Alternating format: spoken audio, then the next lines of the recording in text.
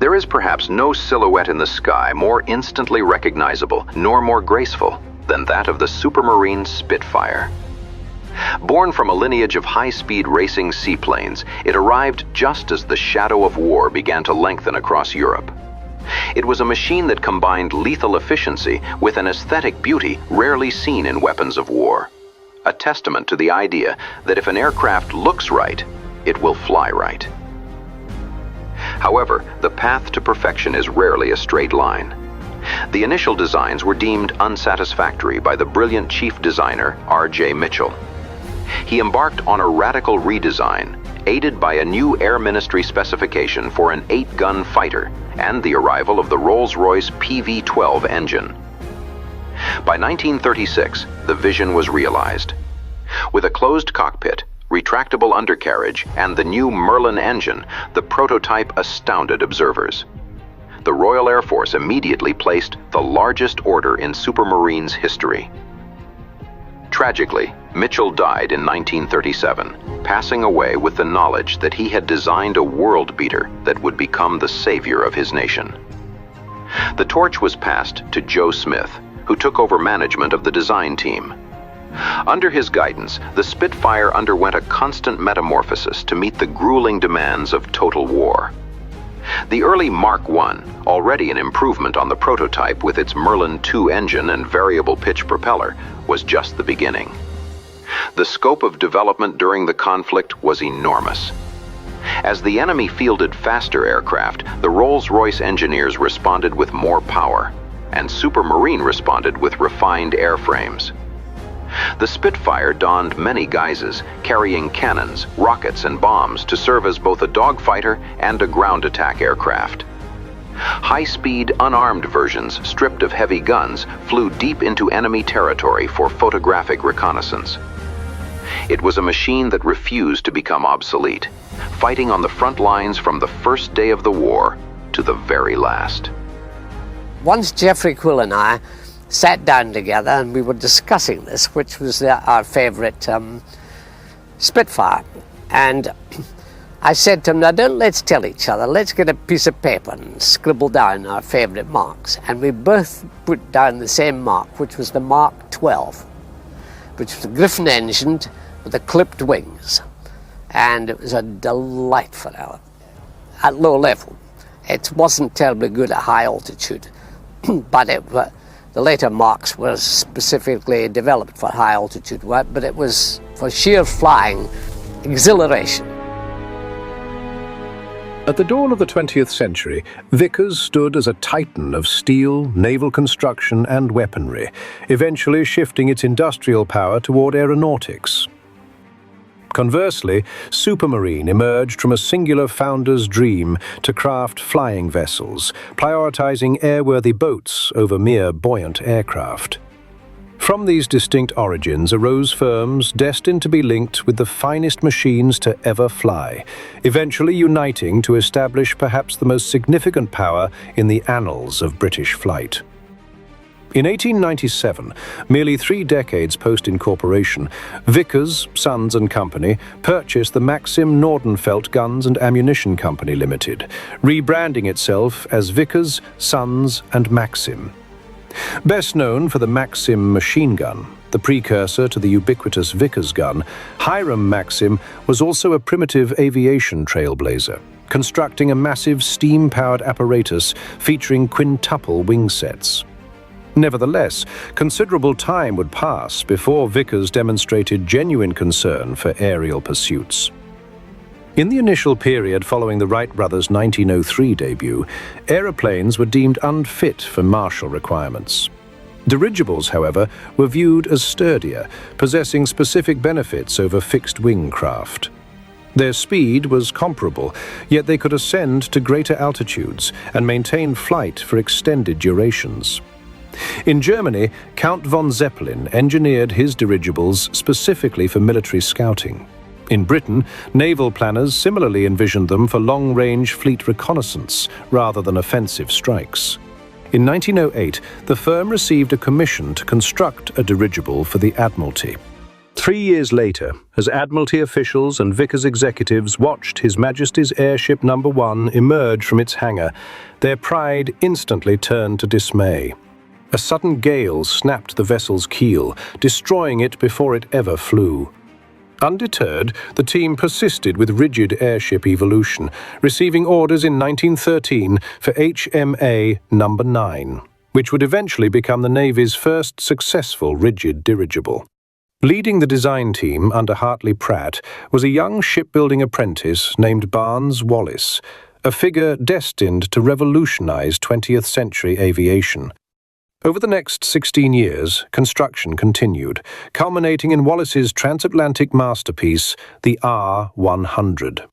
Measuring 709 feet in length and 133 feet in width, this Leviathan could accommodate 100 travelers and remain airborne for days. The R-100 departed on its maiden voyage from the Howden, Yorkshire facility to Cardington on December 16, 1929. The following July, it completed a non-stop 78-hour crossing to Canada, proving the feasibility of commercial dirigible transport.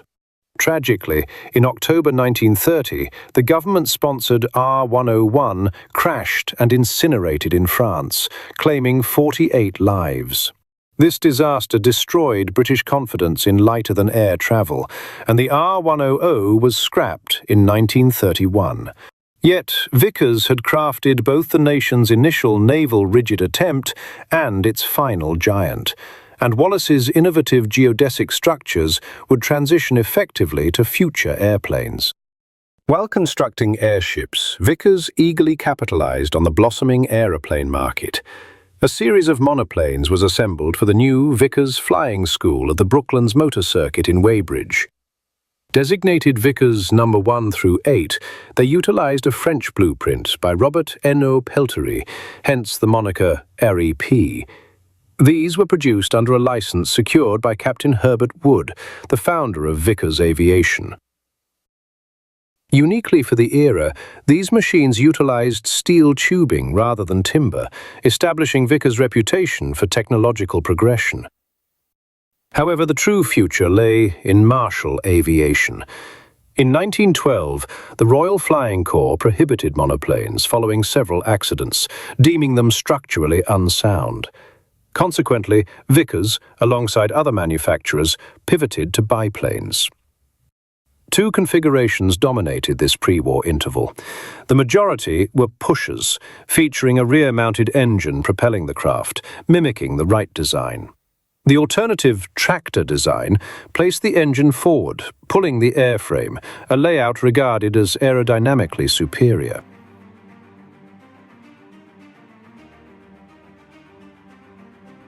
The advantage of the tractor aircraft was that it could be made cleaner in design and therefore faster. The pusher could give a man in the cockpit, whether he was the pilot or an observer, a very clear forward field of fire, but it had a great penalty imposed on it. There was so much structure, there was a lot of drag, and it was therefore slower, and in all probability less maneuverable. However, since aircraft were viewed merely as scouts, and consequently devoid of the need for guns, both distinct styles continued to be produced. In 1912, a competition had been held on Salisbury Plain at Lark Hill. This was a military aeroplane competition, known as the military trials generally.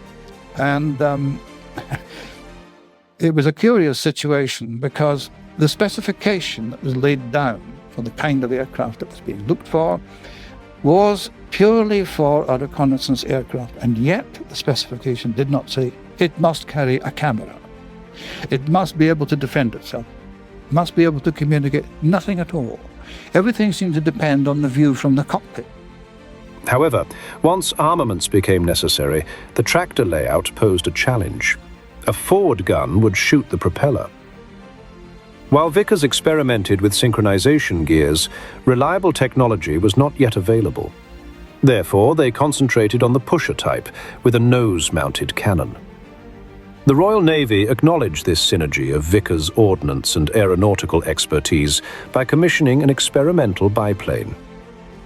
The experimental fighting biplane one, dubbed Destroyer, emerged in 1913 and was succeeded by 3 subsequent iterations before manufacturing contracts were finally issued for the EFB-5. Eventually shedding experimental from its name, the FB-5 became famed as the gun bus, Britain's initial purpose-designed fighter. This gun bus layout formed the foundation of Vickers' Marshall aircraft evolution during the span of the Great War. In its primary guise and upgraded FB-9 variants, it equipped Royal Flying Corps units during the conflict. Exceeding 300 of the model were constructed, serving as stable firing decks, though perhaps somewhat too sluggish against several of Germany's nimble single-seat interceptors. During Vickers Aviation's infancy, production occurred within Kent facilities, whereas Brooklands served primarily as a pilot academy. However, post-1915, operations centralized completely at Brooklands, destined to remain the nucleus of aeroplane fabrication for the ensuing 50 years. Vickers' manufacturing might rendered it an obvious choice to fulfill contracts for external blueprints. During the conflict, vast quantities of Royal Aircraft factory machines were constructed at Brooklands, starting with 75 BE-2Cs. 1,650 SE-5As were also assembled, representing significantly the largest volume of wartime output.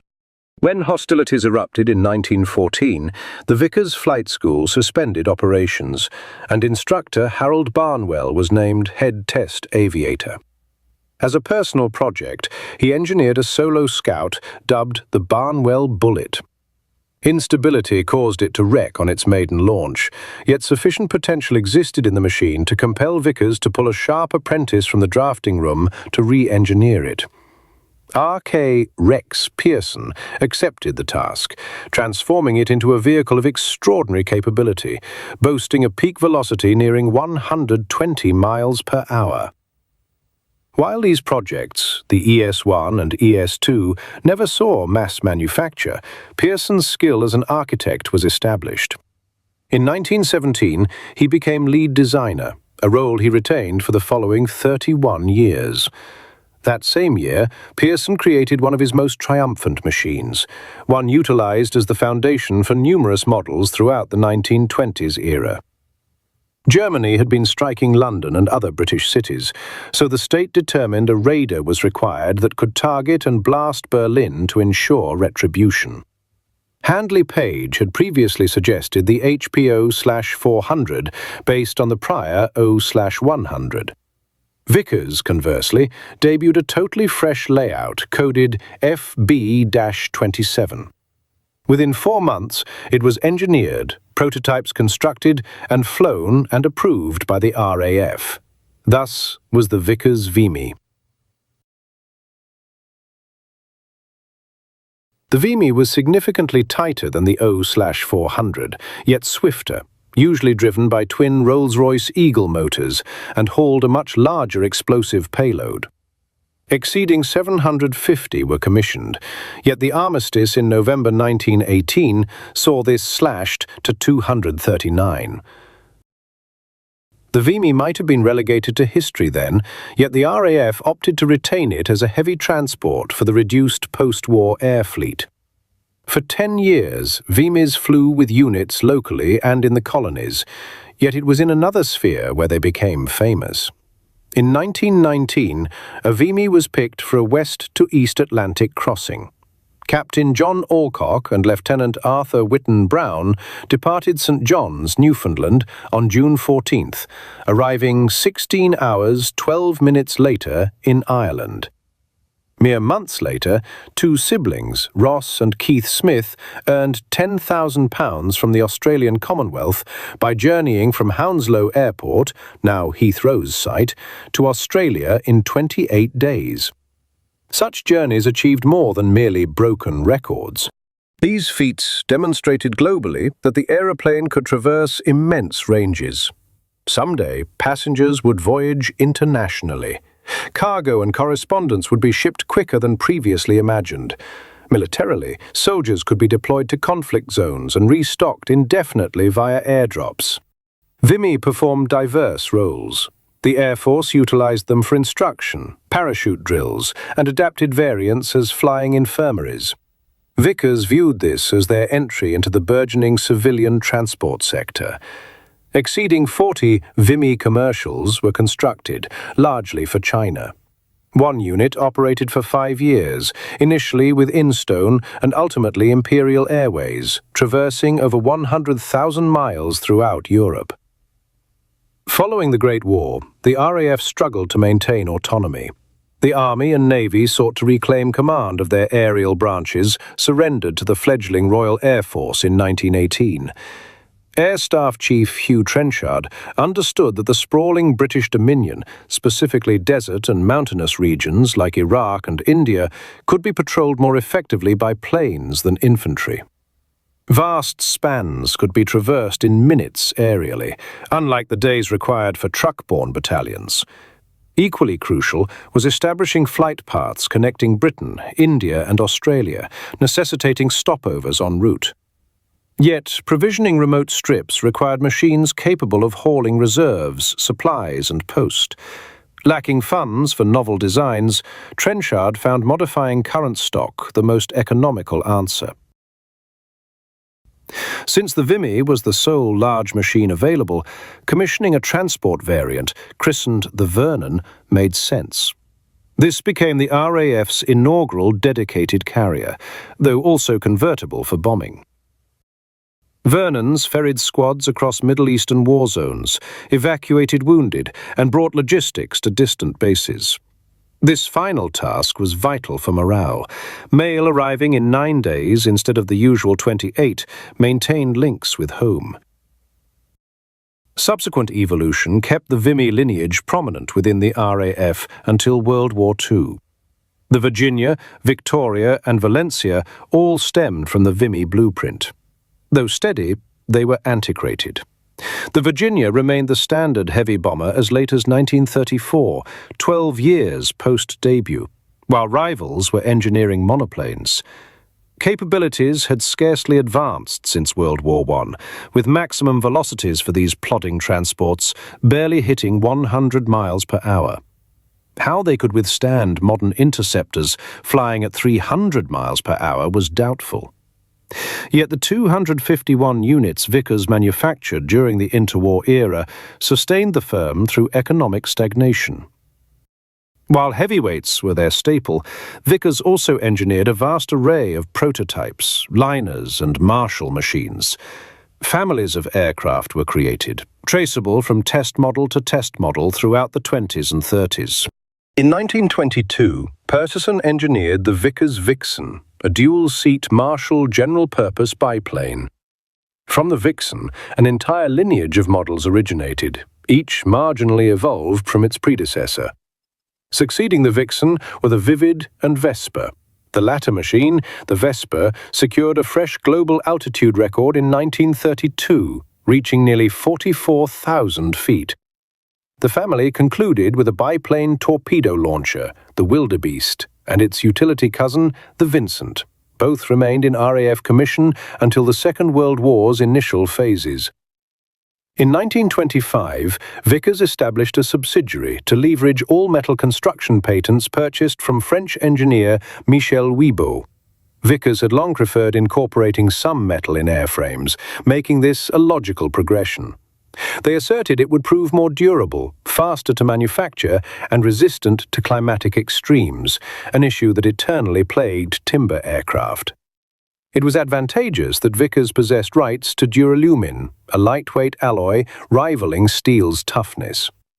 The Wibeau Scout led this generation, a high-wing monoplane bearing twin machine guns. It was succeeded by a commercial 12-passenger vessel named the Viastra. Two operated extensively on the Perth to Adelaide itinerary in Australia during the early 1930s, introducing numerous novelties to the nation's air transit. One mode of assembly, initially less prosperous for Vickers, eventually proved beneficial. In 1919, they constructed an amphibian dubbed the Viking. This marked their debut into flying boats, securing several foreign contracts. However, within 30 months, two legendary aviators perished in them. First, Sir John Alcock, already knighted for his gallant Vimy Atlantic crossing, crashed amidst fog in France. Later, in 1922, Sir Ross Smith, who performed the Australia voyage with his sibling, wrecked his Viking into the Brooklands racetrack embankment. Vikings were produced until 1925, whereupon Vickers opted to terminate their hydroplane trade. Mere years later, in 1928, Vickers contemplated growth by acquiring a firm engaged in the seaplane industry. They evaluated Saunders Roe, Short Brothers, and Blackburn before selecting Supermarine of Southampton. Supermarine focused almost entirely on flying boats, prospering in both civil and martial sectors. Vickers purchased the enterprise, obtaining the brilliance of R.J. Mitchell, their lead engineer. The merger barely altered daily operations at either firm. Yet, at the executive tier, the added leverage of Vickers' industrial muscle gave Supermarine an advantage in negotiations. This was best evidenced when Sir Robert Maclean, Vickers Aviation's chairman, aggressively supported R.J. Mitchell's Spitfire initiative.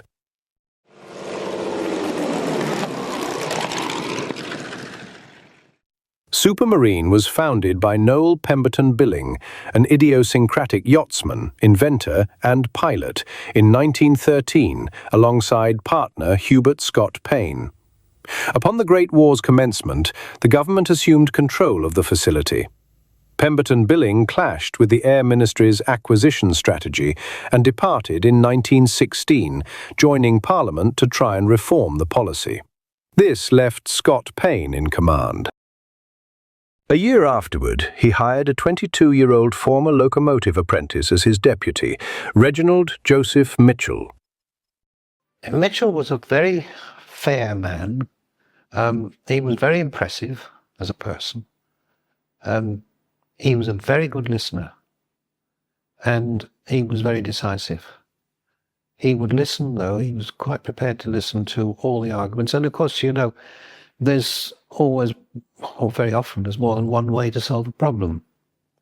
And he would listen to his staff saying, you know, this is what we think should be done, and so on, and say absolutely nothing until it came to the point where he'd decided what to do, and he would say, this is what you do, take a pencil and scribble it on the top of the chap's drawing. Had to rub it out again afterwards. And off you go. That was it. But he did actually make decisions based on listening to people. Even though the RAF had withstood the struggle for autonomy during the early 1920s, military spending had been drastically curtailed. Vickers profited from Trenchard's dependence on bomber aircraft over the ensuing years, yet other branches of the armed forces endured neglect.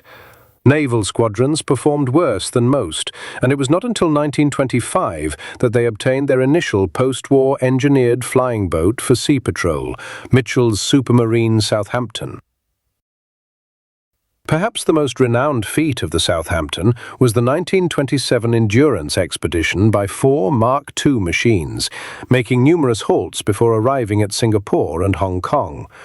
This 27,000-mile odyssey augmented the plane's status and the escalating fame of designer R.J. Mitchell. Leading up to the Second World War, Supermarine flying boats constituted the cornerstone of RAF naval requirements. Following many years of operation, the Southampton Marks I and II were superseded by the Mark IV, redesignated as the Scarpa. The final model of this lineage was the Stranraer, which commenced active duty in 1937. By that era, double-winged flying boats were definitely antiquated, yet the streamlined metal-bodied vessels with increasingly potent motors and enhanced capabilities had provided excellent utility during periods of fiscal restriction and had demonstrated Mitchell's engineering aptitude over many years. The Stranraer was not, however, the ultimate biplane flying boat to operate with the RAF. In 1936, the initial units of the Walrus joined the Fleet Air Arm.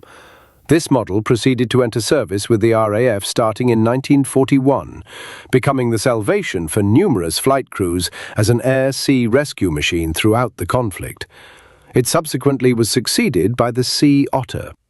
In 1943, this machine became the final biplane to ever be commissioned by the RAF. Since prior to the First World War, aerial racing had been fashionable among aviation trailblazers. The most coveted of the prizes was donated by Jacques Schneider, the heir of a French munitions industrialist, to the victor of a contest devoted to hydroplanes. Supermarine's initial bid at securing the cup in 1919 concluded in defeat, with no competitor finishing the circuit. In 1922, though, Scott Payne registered the Mitchell-crafted Sea Lion II, piloted by Supermarine test aviator Henri Biard. He narrowly defeated the Italian Macchi, returning the trophy to Britain for the first time since the war. A loss the succeeding year convinced Mitchell that racing flying boats could not expect to rival purpose-built floatplanes. He began engineering a family of slender and extremely rapid monoplane seaplanes for the RAF squad joining the 1927 event. Triumphing that year using the S5 at a velocity of 281 miles per hour, and again in 1929 with the S6 at 328 miles per hour, it required merely one additional victory to claim the prize permanently. Lacking state backing, but with a benevolent contribution of £100,000 from Lady Houston, the RAF high-speed flight won again in 1931. The S6B attained 340 miles per hour and proceeded to become the premier aeroplane globally to exceed 400 miles per hour shortly after the contest. These stellar accomplishments positioned Mitchell at the absolute pinnacle of his trade and allowed Supermarine to shift his talents toward further commercial aircraft engineering. The experience of the Schneider Trophy aeroplane certainly helped Supermarine. He'd learned an awful lot about power and speed. But I think mainly design improvements, like the elliptical wing, of course, was a great success. But it certainly did. It left us with the design and aerodynamic knowledge to go on to high-speed aircraft. And, of course, from that, the Spitfire finally. The early 1930s proved a challenging era for aircraft builders.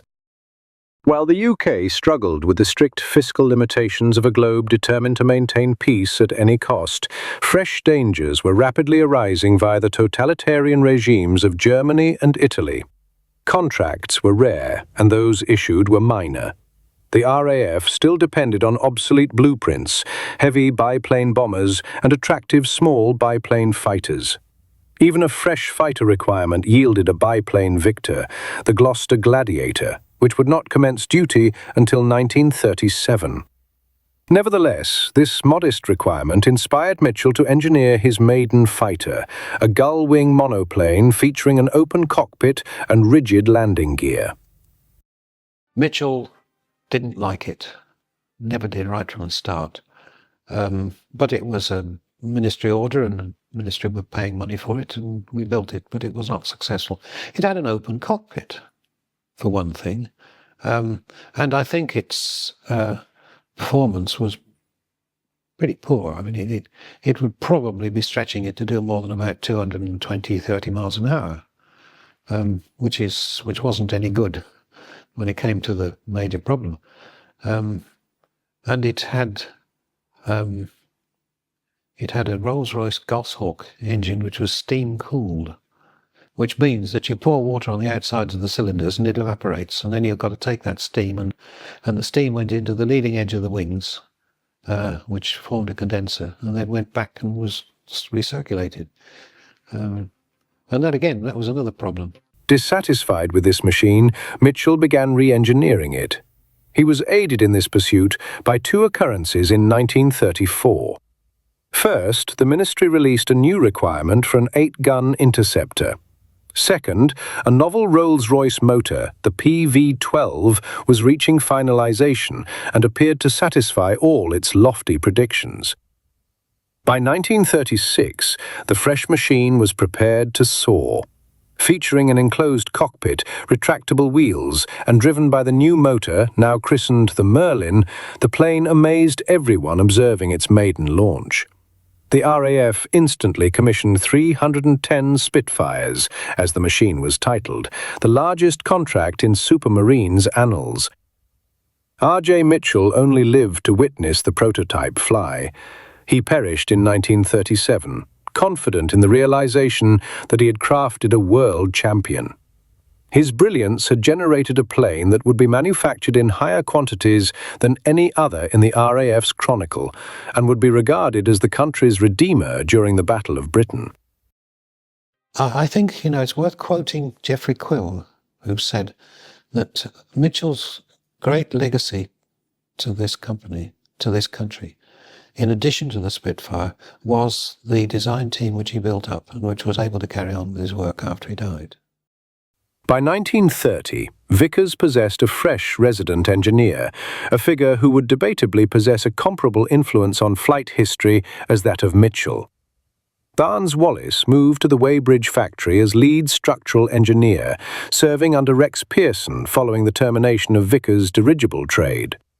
His prior years of investigation into utilizing lightweight metal alloys and his lattice skeleton for the R100 were excellent foundations for engineering aeroplanes. One of Wallis's initial projects was for an RAF general utility bomber and torpedo plane. 3 proposals were submitted to the ministry, 2 monoplanes and a biplane. The biplane secured the contest and fabrication started. Wallis, however, persisted with one monoplane layout as a private enterprise, utilizing his revolutionary geodetic building method. When I drew something, I drew it with the knowledge of how would I go about to make this. And I think it was very important because so many draftsmen and designers in those days could design something very fancy that would do a job. But when it got down in the shops, chaps came back and said, "Here, look, I can't make this. How do you expect me to get in here? How do you expect me to get my fingers in to do this bolt up?" So I think my shop's benefit really paid off a treat. A geodetic line represents the quickest path between 2 locations on a sphere, familiar to sailors when charting routes globally. Geodetics handles strain and burden more simply and efficiently than standard airframes, which require more metal components. Reduced metal implies significantly higher durability without added mass, something engineers had sought since the birth of flight 30 years earlier. The monoplane soared for the first time in June 1935, nearly a year post-biplane. It surpassed the biplane in every regard, presenting the ministry with a predicament: proceed with the biplane deal or shift the commissions to the superior monoplane. Sir Robert Maclean made forceful arguments to the government, and the biplane deal was annulled, replaced by a monoplane now named the Wellesley. Originally classified as a medium bomber, the Wellesley was merely a light, long-range raider. Undeniably, it was an upgrade over current models. However, during the rearmament phase anticipating a European war, the Wellesley was deemed too sluggish and undergunned to endure against German interceptors. Consequently, the majority was stationed in the Middle East, where their endurance was prized and opposition was limited to the Italian Air Force. In 1938, the Wellesley's exceptional reach was trialled when an RAF long-distance unit was established to determine extreme range limits for service machines and identify optimal cruising velocities for fuel economy. In November that year, 2 Wellesleys flew non-stop to Darwin, setting a record of 7,157 miles in just over 48 hours. The significance of this journey was arguably overshadowed by the relief surrounding the Munich Agreement. Yet, within a year, the data acquired proved vital for deep penetration bombing sorties. Wellesleys continued serving the RAF deep into the conflict, executing distant strikes against Italian objectives. The final remnants were retired in 1943. In 1932, the Air Ministry released a fresh requirement for a heavy bomber. It was hampered by mass limitations stemming from efforts to enforce the Geneva Disarmament Conference's desires. However, with Germany and Italy posturing across the Channel, the requirements were continually updated to accommodate increasingly heavier concepts. Wallace's geodetic framework demonstrated that potent motors could be attached to a lightweight skeleton without curbing its payload capacity. His new machine, christened the Wellington, debuted on June 15, 1936, exhibiting phenomenal performance leaps. A maximum velocity of 245 miles per hour and a 3,200-mile operational radius placed it at technology's cutting edge. The first test flight of the B932 was done at Eastleigh because it was considered that the runway at Brooklands wasn't really big enough to cope with it. It was done by Matt Summers, who was the chief test pilot at the time, who incidentally also did the first flight on the Spitfire. One of the great test pilots, old Matt. You could take his judgment for what was right as being right. And when he emerged from this first flight on the B932,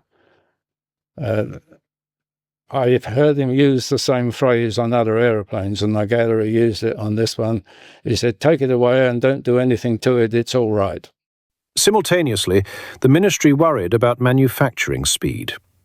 But it was obvious that the production rates were going to exceed what we could hopefully produce in the Weybridge factory. And so two shadow factories were set up, one at Chester, which was essentially just an assembly plant, and another one at Blackpool, which did quite a bit of manufacturing and assembly. And both of these plants were originally manned by people who were transferred from Weybridge, from the drawing office, from the workshops, from the tool design and tool places, in order to get the production going. Production at peak in the three factories rose to something like 40 aeroplanes a week. In fact, in one single factory, the greatest number produced in 1 week was 25. Alongside the Handley Page Hampton and Armstrong Whitworth Whitley, the Wellington constituted the spine of Bomber Command during World War II's darkest hours. Though sophisticated, it was nearly impossible for any machine to withstand the war's initial assaults. Lacking fighter cover, these bombers struck heavily fortified German sites by day, sustaining horrific casualties. Frequently, only the Wellington's durability spared the crew from destruction. Continuous upgrades maintained the Wellington as a frontline asset until late 1943, despite the ministry's deliberate 1937 choice to arm Bomber Command with 4 engine giants. Other sectors utilized these vintage machines too. Coastal Command employed them widely. Equipped with massive magnetic coils, Wellingtons were tasked with detonating mines along Britain's shores. The idea was to suspend underneath the Wellington an enormous great 48-foot diameter aluminium coil, which was in fact a magnet. It was magnetized from engines housed in the fuselage, and when they were set going, so the coil was energized, and as it flew low over the water, something almost as low as 30 feet, these magnetic mines were drawn to the surface and pretty nearly blew the tail of the aircraft off. In fact, initially, this coil was hung underneath with a positive angle of incidence because we felt, being aerodynamicists, we get a bit of a lift out of the elliptical section. But that, of course, brought the mine up a bit near the tail, so later on it was canted nose down, and so that there was a little bit more scope for the poor old aircrew to get clear before the thing blew up. In these and other duties, the Wellington endured the war as a primary combatant. The Wellington served the RAF with immense distinction. Exceeding 11,000 units were manufactured, making it the most prolific wartime multi-engine plane, a worthy tribute to the brilliance of Barnes Wallis, Rex Pearson, and fabrication crews across the UK. By 1940, both Vickers and Supermarine plants operated at maximum output. Spitfires and Wellingtons were rolling out by the hundreds. Fighter Command, under relentless strain during the Battle of Britain, requested increasingly more fresh planes to fight the German menace. Yet, late that year, catastrophe hit. In September, the Supermarine facilities at Itchen and Woolston and the Vickers plant at Brooklands were severely ravaged by air raids.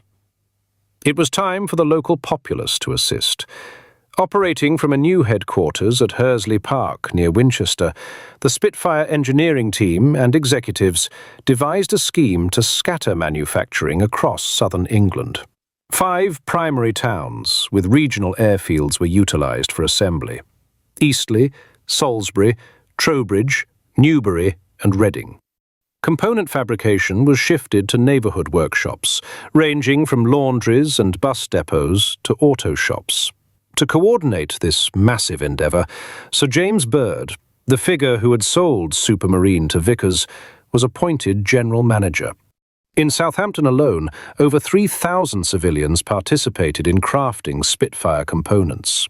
Within these improvised and widely scattered locations, over 8,500 machines were constructed throughout the conflict. At Vickers, the narrative was identical. Nearly 90 regional businesses assembled exceeding 2,500 Wellingtons, remaining in use long after the Weybridge facility resumed production. The Spitfire was also manufactured in numerous variants during the hostilities. The Supermarine Group, under the direction of Joe Smith, who had replaced Mitchell as lead engineer, refined and boosted the Spitfire continuously to satisfy RAF needs. Indeed, the Mark I Spitfire had already experienced several modifications from Mitchell's prototype. An enhanced Merlin II motor was installed. A tailwheel superseded the skid, and novel engine exhausts were utilised. The breadth of Spitfire evolution was immense during the Second World War. The perpetual quest for additional speed, primarily the territory of Rolls-Royce technicians, required matching enhancements regarding its efficiency as a combat instrument. Consequently, whenever a fresh engine became available, other refinements were integrated and new weaponry was attached. Cannons, rockets, and bombs were utilized in the diverse roles of fighter and ground attack aircraft. High-speed, unarmed variants proved highly successful for photographic reconnaissance. So many people ask me, what was your favourite Spitfire? I say straight away, it just depends what you want me to use it for. Is it for firepower, is it for performance, or for handling? And for handling, I would have thought the Mark V with the 24-pound boost engine. With that aircraft, it's the only Spitfire that I flew that you could take off almost from the tarmac in less than 200 yards, pull it up as if going for a loop, and at the top of the loop be able to do a slow roll and then continue upwards to 5,000 feet before you started your show. And that aircraft could be flown at the top of the loop before you started to commence the roll, at 15 to 20 miles an hour below its normal stalling speed with the 24-pound boost, and providing you kept the aircraft absolutely positively between negative and positive G. If you put too much G on, positive G, you'd flick. If you didn't have enough of the other, the engine would obviously cut, and the same thing would apply. It's a little bit tricky, but it's the only aircraft that I ever flew, only Spitfire that could do that. At sea, the naval version, the Seafire, became an effective carrier-borne interceptor for the Fleet Air Arm, a function never contemplated during the aircraft's original conception. It was delightful to fly. It had no nasty characteristics at all. It was well armed.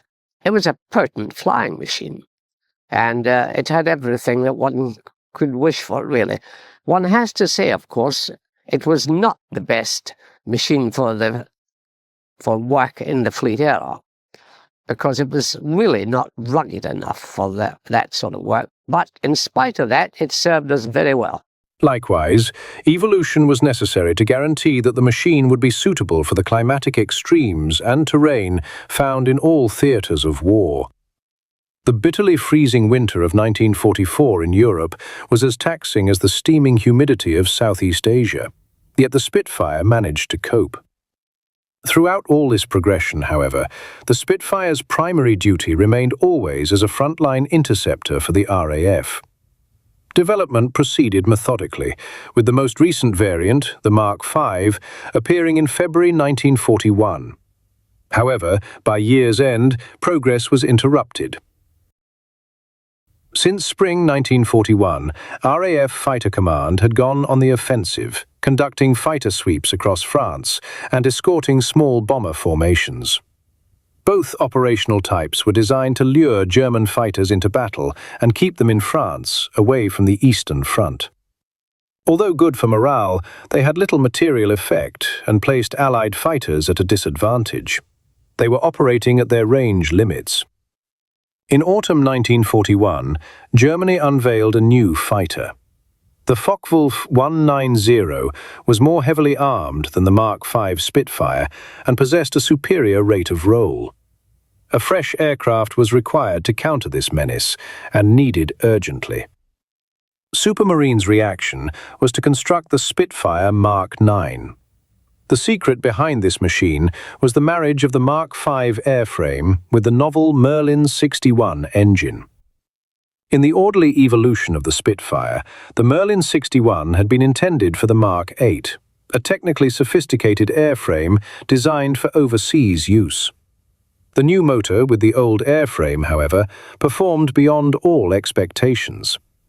With an altitude of 42,500 feet and a top speed of 421 miles per hour, the IX equaled anything on either side of the channel. The Luftwaffe began losing 1-9s from July 1942, falling to the 20mm cannon and half-inch machine gun armament of the Mark IX. Ultimately, the Mark IX became one of the most popular Spitfires, remaining in production until the war ended. In July 1942, a seemingly standard Mark III development aircraft was raced at Farnborough against a Hawker Typhoon and a captured Focke-Wulf 190, apparently the two fastest fighters in service. The small group of VIPs watching expected to be shown how far behind the Spitfire was compared to the other two. The Spitfire easily won the race.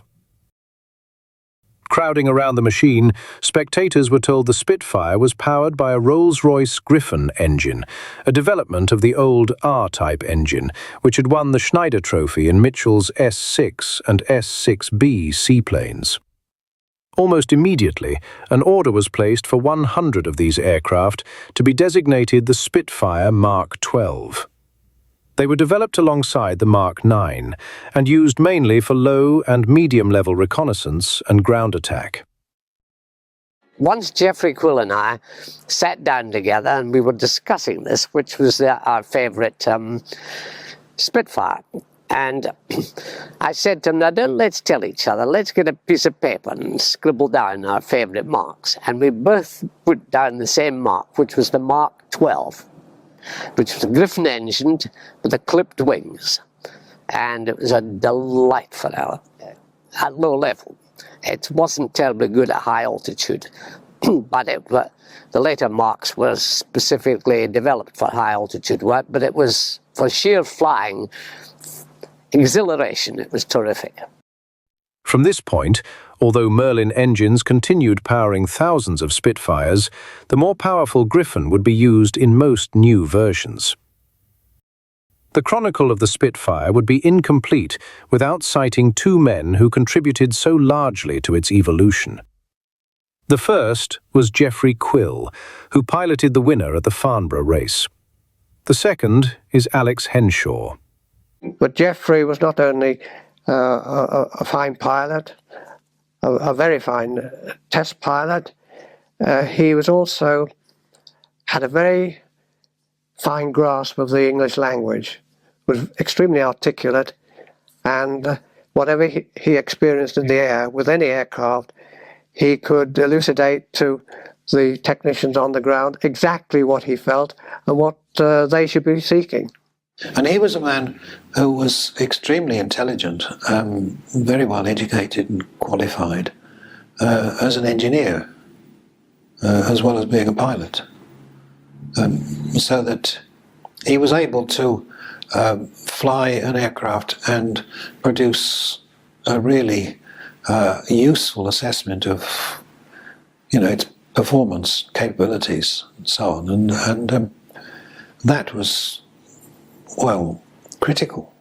Had it not been for Geoffrey Quill, I doubt very much whether I would have flown the Spitfire at all as a test pilot, because although I'd been invited to join Vickers Armstrong at the outbreak of war at Weybridge on Wellingtons, I was so disenchanted that I resigned, and but for Geoffrey Quill's intervention and coming over straight away, I doubt very much whether I would have remained at Vickers Armstrong. Over 11,000 Spitfires and 300 Lancasters were produced during the war at Castle Bromwich. Every one had to be tested before delivery to a squadron.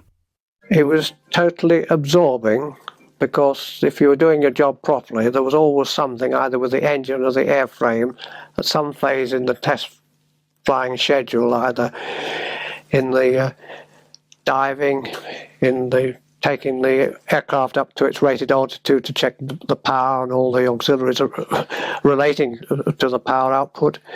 And then, of course, the aerobatic sequence, the balance of the controls.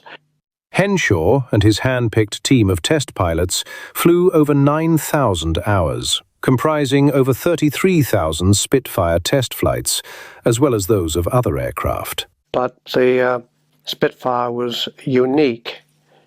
It was unique because most low-wing monoplanes behave perfectly in the air, but many of the low-wing monoplanes, when you came into land, depending on your load configuration, would be a little bit tricky on the actual touchdown due to the flow from the wings over the empennage. But the Spitfire, by virtue of its wing, the little twist in the wing, the flow over the empennage, you could land that under any conditions with a high angle of attack for a 3-point landing, and unless a silly thing like a camera door on the root end of the starboard wing was open, it would put down absolutely perfectly. No, the first time I flew the Spitfire, to me it was straight away, it's a thoroughbred. The Spitfire and the Wellington were both unqualified successes. Throughout the war, the teams led by Joe Smith and Geoffrey Quill at Supermarine and Rex Pearson, Barnes Wallis and Sir Robert McLean at Vickers worked ceaselessly with the complexities of design, improvement and construction of these classic aircraft. But it would be wrong to assume no other development work was done. At Vickers, Wallis's tireless mind constantly conceived new ideas. When not working on a new aircraft, he would turn his attention to bombs. The lack of success of early bombing raids was partly due to flawed tactics, but also the lack of penetrative bombs. German war production was dispersed, with too many factories to hit. Many were buried into mountains and virtually impossible to destroy. He reasoned that striking directly at the heart of raw material production would ultimately cease factory operations regardless. However, this required larger explosives, far exceeding anything currently available to Bomber Command.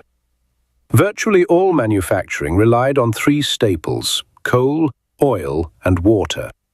Mines ran too deep, and oil fields were too distant. Yet the Ruhr Valley hosted 3 reservoirs which supplied the needs of Germany's massive steel output. Wallis aimed to engineer a weapon capable of blowing a hole in these great dams. His eventual design was unlike any other bomb. It was a 5-ton cylinder that had to be dropped from merely 60 feet. It would then skip its way to the mark before sinking to a level where it would explode. On May 16, 1943, the specially formed 617 Squadron breached 2 of the dams, causing substantial damage to farmlands, factories and mines. Though the dams were repaired within 6 months and the weapon was never used again, Wallis had shown that heavier bombs dropped with pinpoint precision could be stunningly effective against special targets. He went on to develop bigger and bigger bombs that were normally dropped by the same squadron. His 12,000-pound tall boy was used to sink the Tirpitz and destroy concrete U-boat pens. Towards the end of the war, his massive 22,000-pound Grand Slam bombs destroyed many bridges and viaducts serving the German front line, completely disrupting communications. It is hard to believe that most of Wallace's work on bombs was done in his spare time, away from designing aircraft for Vickers. Vickers produced 2 further aircraft during the war years, and both suffered from problems beyond their control. The first was the Warwick, originally developed in tandem with the Wellington as a heavy twin-engine bomber. 3 engine changes were needed before the Pratt & Whitney Double Wasp was selected. But by 1942, the need for the twin-engined heavy bomber had long since disappeared. Although 845 were built, not one production aircraft ever reached a bomber squadron, most of the examples being transferred to air-sea rescue, transport, and meteorological duties. The second was the Windsor, a much more advanced aircraft. A 4-engined high-altitude bomber, the Windsor first flew in October 1943. One novel addition to the second prototype was remote-controlled rear-firing guns mounted in the outboard engine housings, controlled by an operator using automatic gun-laying radar. But development was still underway in 1945 when the war finished, and the entire production order was cancelled. To say that Vickers had a busy war would be an understatement. Production had continued at full speed throughout the years, and it would seem reasonable to assume that they deserved a rest. But the company came out of the peacetime starting gate at full speed. As early as 1944, Vickers had developed 3 possible commercial versions of their primary aircraft, rightly assuming that the post-war emphasis would be on civil rather than military flight. The most promising of these was the Wellington, designated the VC-1. As a short-haul freight and passenger aircraft, the VC-1 could supplement the DC-3 Dakota, by a long way the most numerous transport aircraft available. But it had a greater payload. Little more than a year after its first consideration, the VC-1, now renamed the Viking, took its first flight. The vast majority of Vikings were used by many of the world's civil operators, including the newly formed BEA. But a number were used by the RAF, both for Transport Command and for the King's Flight. As late as 1956, the now Queen's Flight still flew Her Majesty Queen Elizabeth on her overseas tours in Vikings. This new era of civil aviation for Vickers coincided with the appointment of a new chief designer. George Edwards had joined Vickers in 1935 in the design office and became experimental manager during the war. Now, in 1945, Edwards took over from Rex Pearson, who'd been appointed chief engineer. Both Pearson and Edwards had helped promote the Viking to the Ministry of Aircraft Production, who were partly responsible for post-war civil aircraft development. And their success can be measured by the 163 Vikings built over the next few years. But although the Viking was a successful aircraft for Vickers, it was the later aircraft designs that would make Vickers one of the most powerful aircraft manufacturers in the world. The Viking had always been considered as an interim aircraft, still using piston engines. The real future, it was thought, lay in jets. But at the time when pure jet transports were experiencing problems, Rex Pearson proposed the use of propeller-driven gas turbine engines. His VC-2 proposal would carry 24 passengers over 1,000 miles at a speed of almost 300 miles an hour.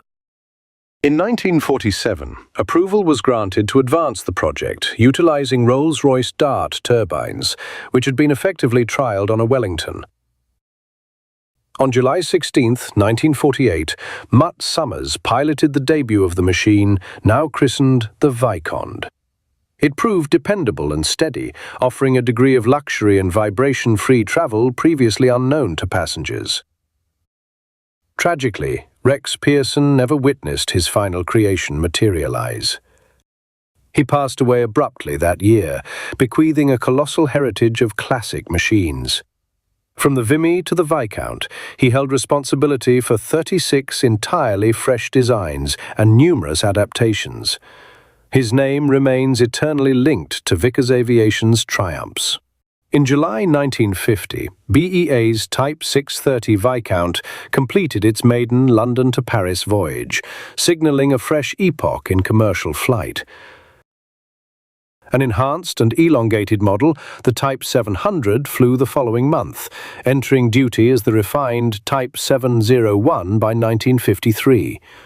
Within merely 8 years, a revolutionary age of civil air travel had dawned.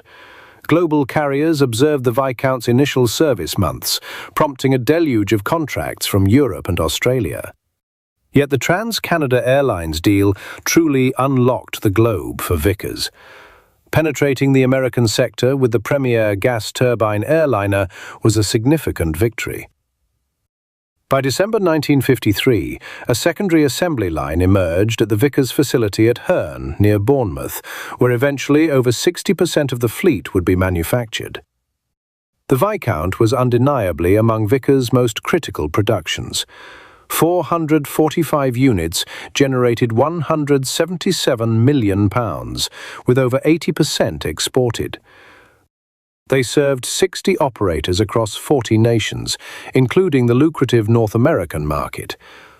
Perhaps the finest homage is that several Viscounts remain operational as freight and mail haulers nearly 50 years post-debut. How could Vickers succeed the Viscount? Its heir, the Vanguard, was swifter, larger, accommodated more travellers, and, critically for the early 1960s, more economical to operate. Merely 43 were constructed, yet they proved pivotal in introducing budget tourism to a generation of vacationers. It may appear post-war Vickers focused solely on liners. However, like Supermarine, they maintained deep ties with the RAF. Peacetime contracts were sparse. 1945 witnessed a demobilization akin to 1918 until the Soviet menace materialized during the 1948 to 1949 Berlin airlift.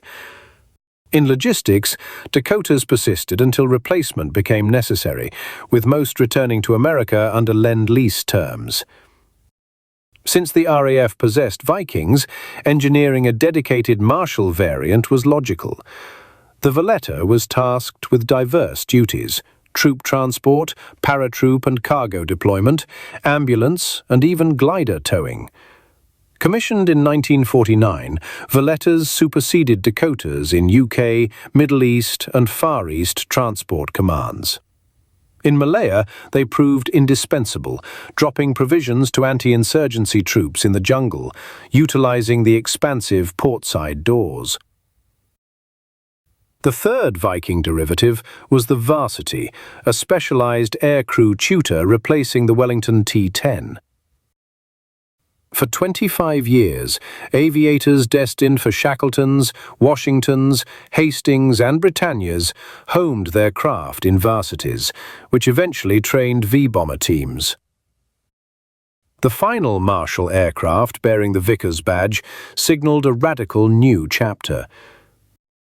The post-war geopolitical landscape destabilized rapidly. The atomic strikes on Japan rendered the concept of massed bomber fleets obsolete overnight, while the Soviet danger intensified annually.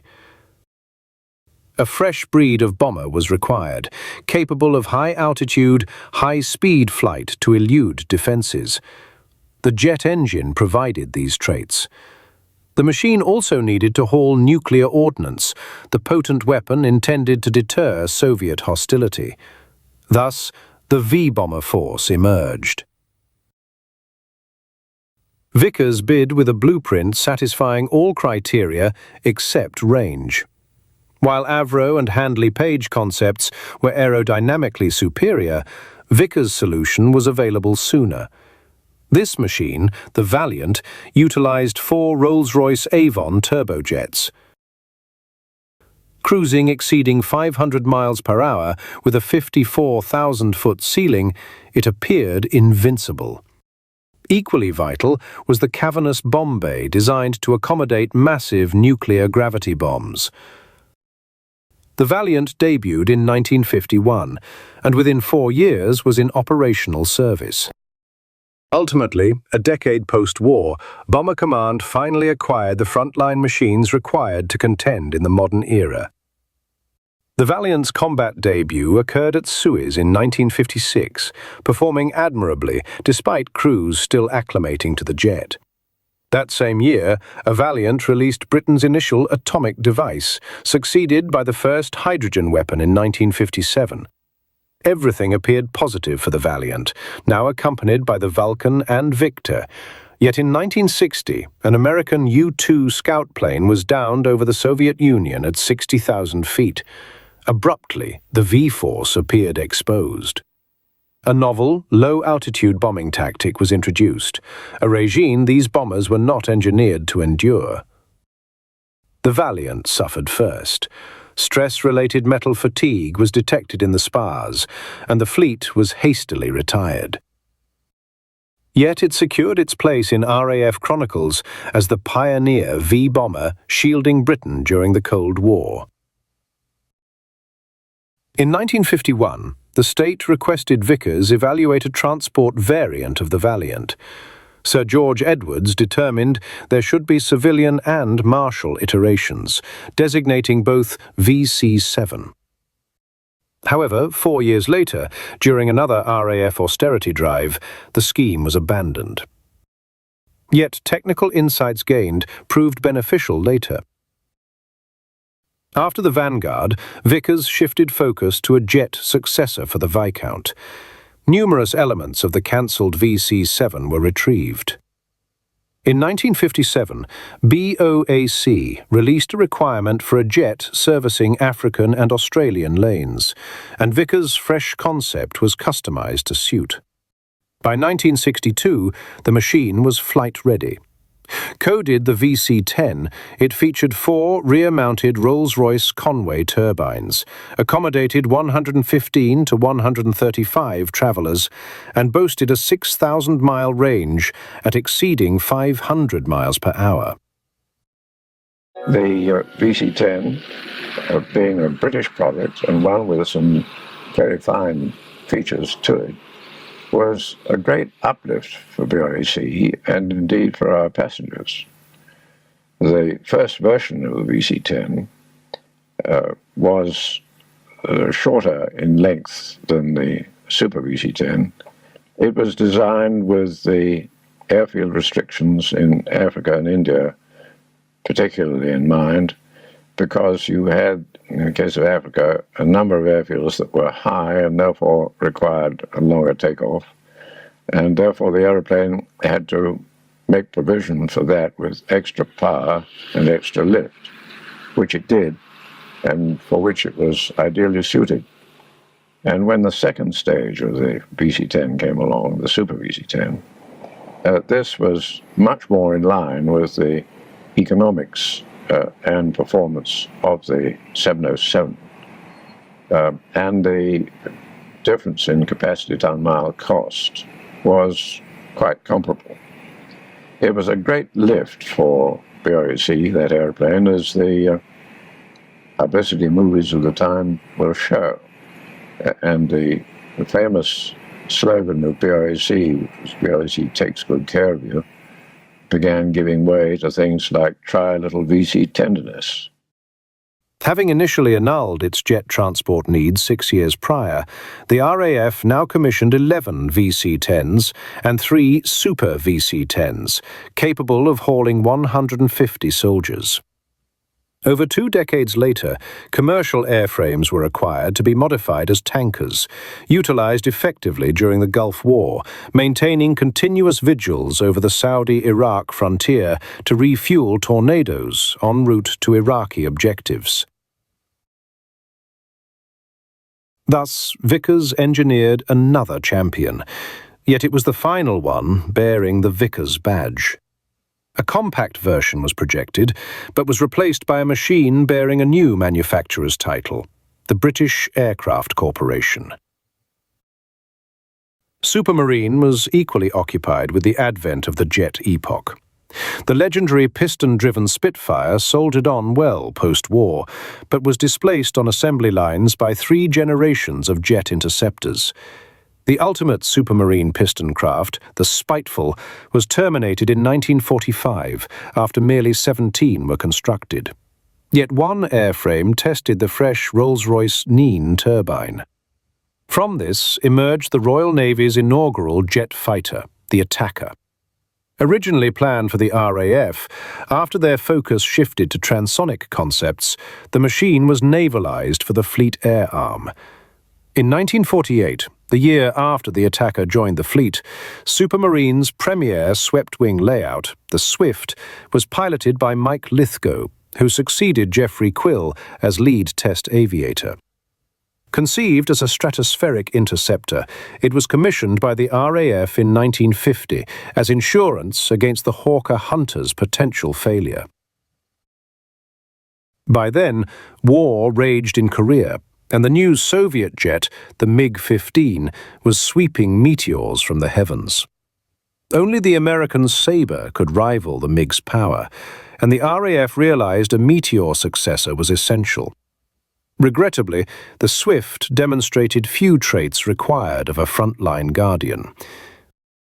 Weak weaponry and absent afterburners would have rendered it helpless against the MiG, and the Swift remained with combat squadrons for merely a year. Extensive revisions across 4 marks made no impact. The sole highlight in the Swift's saga was the world speed record of 737 miles per hour, attained by Lithgow in 1953.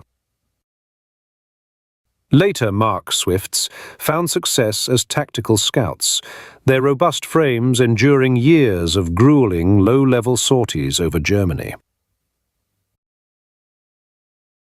The late 1950s witnessed the debut of the final Supermarine design. The Scimitar was among the first novel machines equipping the expanding Fleet Air Arm. A complex, swept-wing strike fighter, the Scimitar was engineered to satisfy Navy needs for a low-altitude strike vessel. However, it proved capable of fulfilling diverse functions: long-range scouting, high-altitude interception, and even tactical nuclear delivery. It was undeniably a worthy conclusion for Supermarine, for 50 years at aviation's vanguard. Yet the industry had evolved rapidly. No longer could a firm operate in isolation. The expertise and disciplines for a multi-role aircraft required input from a broad spectrum of corporations. Thus, the time arrived for the British aerospace sector to rationalize. For the Supermarine design team at Hursley Park, 1957 marked the end, necessitating a transfer to non-aviation ventures at South Marston or to Weybridge. For the builders, the final Scimitar emerged in 1963, nearly precisely a half-century following Noel Pemberton Billing establishing his modest Southampton workshop. Yet, substantial Supermarine talent persisted, labouring on aviation initiatives at Weybridge. In 1960, the British Aircraft Corporation emerged from 3 legendary industry titans. Vickers Aviation and English Electric stood as primary stakeholders, with Bristol as the third. Their flagship endeavour was the TSR-2, a long-distance tactical strike reconnaissance jet boasting high supersonic velocity intended to supersede the Canberra. The technological leaps required to craft a Mach 2 machine featuring complex weaponry and radar arrays rendered the TSR-2 astronomically costly. So costly, essentially, that the entire program was annulled in 1965, mere months following its maiden launch. The TSR-2's termination nearly bankrupted the firms. Their endurance relied on total integration beneath the BAC banner. Within several brief years, two renowned titles vanished from the aerospace sector, yet the skill remained. The elite of British design and fabrication, now united at Weybridge, continued guiding the globe in both commercial and martial flight evolution. 232 BAC-111 medium-haul jetliners were purchased globally, specifically penetrating the cutthroat North American sector. The Weybridge Group assumed a large share of the Concorde program, remaining the world's sole supersonic passenger jet. As the global aerospace trade continues to polarize and Britain centers on British aerospace, it can be righteously claimed that the legacy of decades of Vickers and Supermarine engineering is visible in virtually every major European military and civil aircraft today. Or London. This is the plane you ought to be on.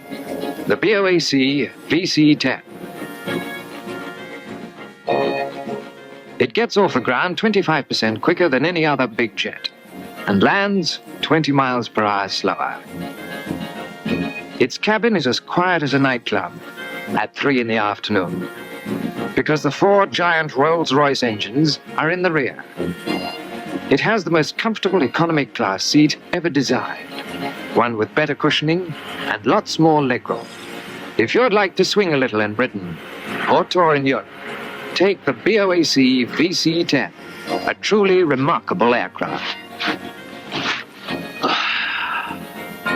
I wish I was coming with you. I could use a rest.